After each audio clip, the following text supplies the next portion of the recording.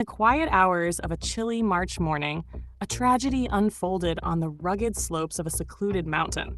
A tragedy that would soon shroud the community in mystery and fuel conspiracy theories whispered behind closed doors.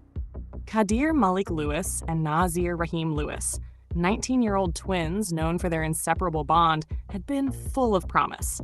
They were poised to leave their small town behind for a new life in Boston, yet fate intervened on that fateful day when they were reported missing. When local hikers discovered their bodies, it wasn't just the shock of losing two young lives that unsettled everyone. It was the baffling circumstances surrounding their deaths. Initial reports from authorities leaned toward a murder-suicide narrative. Yet for the Lewis family and many who knew the twins, this explanation felt as fragile as the autumn leaves scattered on the mountain trail. The theory of suicide raised one persistent, unsettling question. If it were indeed a suicide, where did the gun go? In a typical self-inflicted tragedy, the weapon is left near the victim, but in this case, it was conspicuously absent.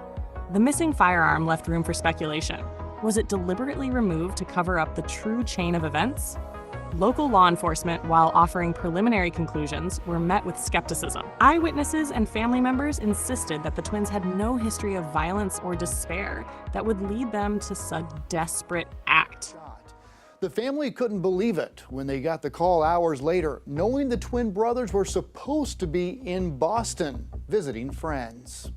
We want answers. We want to know exactly what happened to the twins. Naazir and Qaadir Lewis. Those my nephews. Just a few weeks shy of their 20th birthday. I can get past it, they're gone. The twins' uncle, Rahim Bronner. They're very protective of each other. They love each other. They're like inseparable.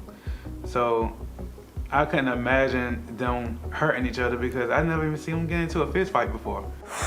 The GBI saying their preliminary investigation points to the twins' death being a murder-suicide. We knew right away that wasn't true. Family says the twins had a 7 a.m. flight to Boston last Friday. Right there, we never heard from them. They missed their flight. We don't know what happened. 24 hours later, the twins' body found 90 miles away. How they end out in the mountains, they don't hike out there. They've never even been out there. They don't know nothing about Hiwassee, Georgia. They never even heard of Bell Mountains. So how did they end up right there? A mystery this family is trying to solve. They had a huge support system. Like, we know them that they wouldn't do anything like this. So to say that they did this to each other when they come from a family of love, and they love each other, they always together, we don't believe that. They didn't do this to each other. Something happened in those mountains, and we want answers. I did reach out to the GBI tonight. A spokesperson says the twins' autopsies is finished, but they're awaiting additional forensic testing to be finished, as well as the investigation portion of this before they issue a final ruling on the brothers' causes of death. Their vibrant personalities and shared dreams painted a portrait at odds with the dark imagery of a self-inflicted death. As the investigation progressed, details began to emerge that further muddied the narrative.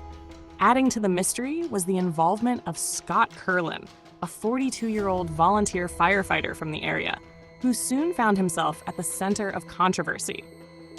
Curlin was charged with misdemeanor obstruction after it was revealed that he had taken unauthorized photos of the crime scene and distributed them publicly. This breach of protocol raised alarming questions about the handling of evidence.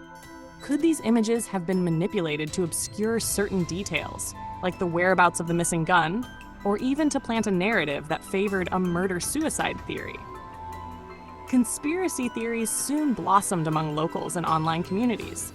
Some speculated that the twins might have been entangled in dangerous underworld dealings, lured to the mountain by figures with a vested interest in silencing them. The notion of an elaborate cover-up began to take shape. Was the narrative of suicide a convenient smokescreen to erase any trace of foul play? Was the missing firearm a deliberate omission meant to mislead investigators and the public alike? The family's grief was compounded by their growing distrust of the official story. Relatives recalled heated conversations about the twins' future plans and how their last day was filled with hope, not despair. They questioned how a young couple on the cusp of a new beginning could be drawn into such a dark, inexplicable fate. Every unanswered question, the absence of the weapon, the abrupt classification of the case, and the questionable conduct of a trusted community figure fanned the flames of suspicion.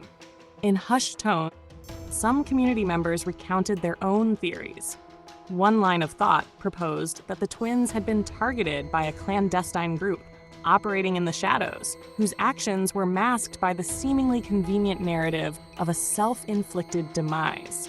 Others believe that someone close to the investigation might have tampered with the evidence, removing the firearm to prevent the truth from surfacing. As days turned into weeks, the air around Bell Mountain grew heavy with uncertainty. The story of Qaadir and Naazir remains an enigmatic puzzle, one that defies easy answers. With every new piece of evidence and every whispered theory, the truth becomes more elusive. Was it a tragic act of self-destruction, or was it a meticulously orchestrated plot designed to silence two bright souls forever? And most haunting of all, if it were suicide, why is the gun nowhere to be found? In the end, the mystery lingers like a fog over the mountain, a reminder that sometimes the most perplexing stories are those that hide in plain sight, leaving us to wonder which of our questions will ever find a true answer.